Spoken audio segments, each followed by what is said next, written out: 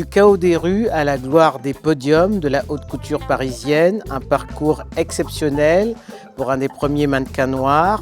Égérie d'un des plus talentueux créateurs, elle a connu une ascension fulgurante dans un monde à la fois magique et cruel, suivi d'une renaissance spirituelle. Rebecca Ayoko, bonjour. Bonjour, bonjour.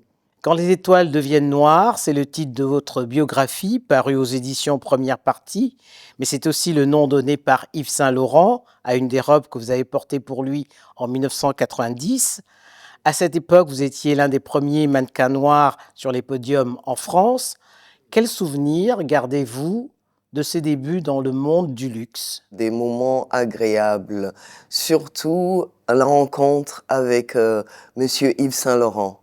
Le jour où j'ai été sélectionnée, là c'est le plus grand, ça a été le plus grand jour, comment dirais-je, le plus beau jour de ma vie, voilà, le plus beau jour de ma vie côté professionnel. Pour la jeune fille que vous étiez, battue et violée, comment s'est fait le passage justement des rues de Trècheville à la lumière des projecteurs? Parce que j'avais été élue Miss Côte d'Ivoire, mais avant ça, avant d'être élue, je travaillais dans un bar à Abidjan, on appelait à l'époque Moulin Rouge, et puis il y avait un Français qui est venu dans le bar pour consommer et qui m'a posé la question si j'étais mannequin, si j'avais déjà fait. Je dis non, et puis il m'a dit mais vous devrez être. Et il m'a dit, moi, je fais des photos et je vais faire quelques images de vous. Et donc, j'ai dit oui, évidemment. Et puis, on a fait les images à Bassam, en Côte d'Ivoire, à la plage, à Grand Bassam. Et pour une première fois de ma vie, je me suis aimée parce qu'auparavant, je ne m'aimais pas à cause de la violence que j'ai subie. Votre corps avait subi. Oui, beaucoup de violence, oui. Et comment devient-on la muse d'Yves Saint Laurent alors qu'à l'époque, les mannequins noirs n'étaient pas légion? Je dirais, c'est par la grâce. C'est par la grâce parce que je suis allée au casting normalement, mais tout en tremblant, tout en tremblant. Et puis c'est arrivé, les choses se sont déroulées toutes naturellement. Et quand il dessinait, il dessinait ma tête. C'est là où je suis devenue la muse, parce qu'il y a des mannequins en face de lui qui dessinent, mais il met pas la tête. Il dessine juste, il fait juste les yeux. L'esquisse et puis... Voilà. Et moi, il me faisait toute ma silhouette, la muse. Il s'inspirait sur moi, il me drapait, parfois il se levait et puis il me drapait. Il me drapait de son amour en même temps avec les tissus et il faisait les robes comme ça. Alors, vous écrivez que le regard d'Yves Saint Laurent vous a rendu votre dignité perdue. À quoi tenait cette complicité et puis cette admiration réciproque? C'est l'amour. L'amour de son regard, sa tendresse. C'était quelqu'un de très doux et il parlait doucement et ça me rassurait parce que d'avoir été battu, on vous gueule dessus, tout ce que vous faites c'est négatif et quelqu'un qui vous parle, qui vous regarde avec de la tendresse, l'amour dans le regard et vous avez Ça change tout. Oui, complètement, Denise. Une assurance. Vous avez repris confiance en vous. Complètement. Il m'a donné cette confiance-là. Alors, cette ascension fulgurante dans le monde de la mode ne vous attire pas que des amis. Hein.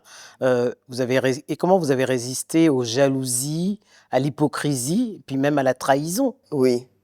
J'avais pas le choix. J'avais pas le choix. Parce que je suis pas de nature agressive. Donc quand on m'agresse, je suis comme un petit animal qui rentre en lui-même. Comme une huître. Voilà exactement. Merci Denise. Et donc je pleurais en cachette. Je pleurais en cachette d'avoir été agressée, mais bon, il faut revenir, il faut repartir. Et donc voilà, il y avait le côté battante malgré tout en moi. Mais qu'est-ce que vous avez subi? Comment vous avez ressenti cette jalousie? Par exemple, les chaussures, quand on vous change au dernier moment, au moment de passer sur le podium, et je vais pas dire son nom, elle va se reconnaître, qui passe derrière, qui change les chaussures parce qu'elle est arrivée en retard pour ses essayages et donc les chaussures ont été distribuées. Donc il y avait plus sa taille. Ce qui restait était trop petit pour elle. Donc elle a échangé, on avait un même pointu, elle a échangé par exemple. Et puis les côtés jalousie, des lancements.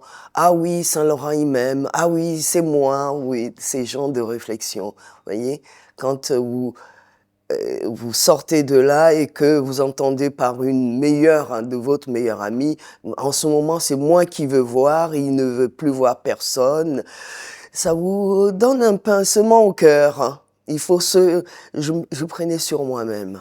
Je prenais sur moi-même. Et les trahisons, ça a été lesquelles? Les trahisons, c'est que j'ai fait rentrer ma meilleure amie, et que Dieu ait son âme, c'est Katusha. J'ai fait rentrer Katusha. Et puis là, ça a été la trahison. Ça a été la trahison. Non seulement ça, et aussi la personne, l'homme avec lequel j'étais, elle est rentrée dans notre lit. Ça a été loin, ça a été loin. Mais je parle d'elle, mais je vais faire court parce que comme elle n'est plus là, et j'ai réussi à la pardonner, j'ai souffert beaucoup. Et vous étiez les deux mannequins noirs à l'époque. Oui, c'est moi qui l'a fait rentrer. C'est moi qui l'a fait rentrer parce qu'elle a fait le casting et on lui a dit non parce qu'elle avait les jambes très longues et le buste court. Dans la couture, ça ne passe pas. Et donc, au casting, on lui a dit non.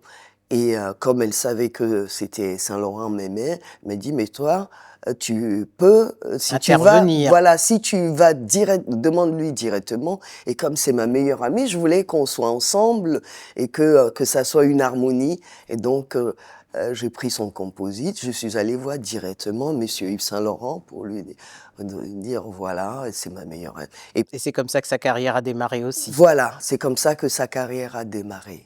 C'est comme ça que sa carrière... Alors la chute est douloureuse, hein, vous le dites dans votre livre, vous connaissez la dépression à la fin du contrat avec Yves Saint-Laurent en 1990. Oui. Vous parlez d'une traversée du désert, c'est d'ailleurs le titre de votre livre qui paraît en 2012. Oui.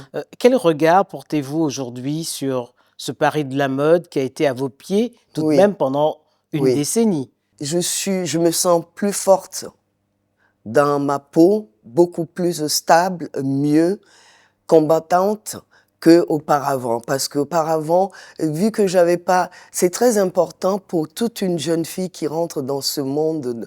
Il faut avoir un équilibre de côté familial. Et moi, j'avais ni Il vous papa... manquait. Oui, voilà. Donc, j'étais un peu perdue là-dedans. Et donc, mon agence de mannequins était comme ma famille. Et donc, je me suis reposée sur eux. Et il faut l'équilibre parental.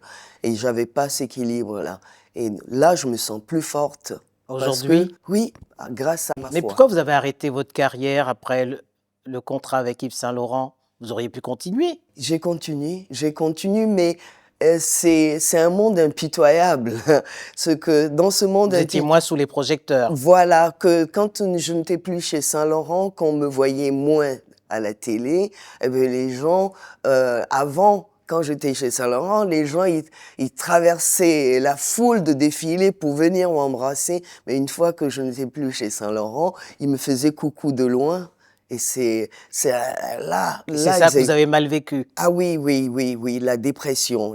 J'ai fait une dépression, mais je ne pouvais pas aller voir un médecin pour prendre des médicaments à cette époque-là. Parce que, tant qu'Africaine, on ne connaît pas... Il faut souffrir en silence. Voilà, il faut souffrir en silence. On va pas chez le médecin pour dévoiler qu'est-ce qu'on a sur le cœur et qu'est-ce qui ne va pas. Et qu'est-ce que vous reprochez à ce monde du luxe aujourd'hui, maintenant que vous avez pris du recul? Je reproche on se sert de vous et puis 10 jours au lendemain, on vous jette. On vous jette non seulement dans ce monde de luxe, mais aussi par l'agence, parce que quand un mannequin travaille qui n'a pas, comme moi j'étais, il fallait on sauve, comme il dit aux États, save l'argent, parce que je gagnais beaucoup d'argent, je Oui, gagnais donc beaucoup ça profitait d'argent. à l'agence. Voilà, ça profitait à l'agence, mais ils n'ont pas pensé pour moi plus tard. Ils n'ont pas pensé pour moi plus tard parce que moi, de mon côté, toute seule, j'ai pas eu l'éducation de parents qui, là, et pour Qui vous ont dire, appris voilà, à gérer. voilà, à gérer. Non. Et au lieu de me mettre à l'école, ils m'ont pas mis à l'école, ils m'ont mis à faire des commerces. Donc, les calculs, se calculer comme une Africaine qui vend des trucs sur le marché, mais le côté épargné, Vous ne j'avais connaissiez pas pas. appris. Non. Aujourd'hui, Rebecca Yoko, pourquoi dites-vous que la foi vous a sauvé? Parce que dans la descente aux enfers, au lieu de me faire hospitaliser, parce qu'à un moment, il y a quelqu'un qui m'a dit, mais dans le tas où tu es, tu devrais te faire hospitaliser. Et non, non, j'avais un côté africaine, la femme africaine en Qui moi. résiste. Oui, et, et je me suis tournée vers Dieu complètement. Un jour, je suis rentrée dans le monastère, il y avait le Saint-Sacrement exposé, je me suis mise devant et je lui parlais directement comme si c'était comme là, vous êtes en face de moi que je vois Dieu. Et j'avais des larmes qui tombaient, il y avait des gens à côté, mais c'est comme si j'étais toute seule. Et après, je suis sortie de là, mais Apaisé. apaisée, lumière, lumière, une douceur. Voilà pourquoi je vous dis, je suis plus forte à l'intérieur. Et vous avez tourné définitivement la page de ce monde violent tout en étant magique. Oui, et de temps en temps, j'ai des appels, donc je retourne, mais je n'ai plus le cœur accroché et qu'il faut se battre sur le podium, il faut faire attention, il faut faire ceci, cela. Non, avec du recul, calmement. Calmement. J'aime ce monde de la mode. J'aime mon monde de la mode. C'est ce monde qui m'a élevé par ce grand monsieur Yves Saint Laurent et je les ai tous faits. J'ai fait Gianfranco Ferré, Guy Laroche, Ungaro. Je les ai tous faits. Tout ce monde de la haute couture française et à l'international aussi au Japon, aux États-Unis, en Italie. Je les ai tous faits. Donc, je ne peux pas cracher dans la soupe, mais tout simplement, il faut qu'on fasse un petit peu attention aux mannequins, surtout les mannequins, parce qu'il y a des mannequins qui arrivent avec leurs parents, on sait tout de suite qu'il y a Ouais, la ils sont famille. bien organisés. Voilà, voilà. Et qu'il y a des mannequins qui sont seuls, qui arrivent de l'étranger, qui sont seuls à Paris, qui sont un peu à l'abandon. Alors, ça devient très sensible parce qu'il y a des soirées. Et là, dans les soirées, il se passe des choses. Quand, vous voyez ce que je vais dire? Voilà. Faut être Et, bien entouré. oui, oui, sinon j'aime toujours ce monde de la mode. Rebecca Yoko, merci. Merci, très chère Denise.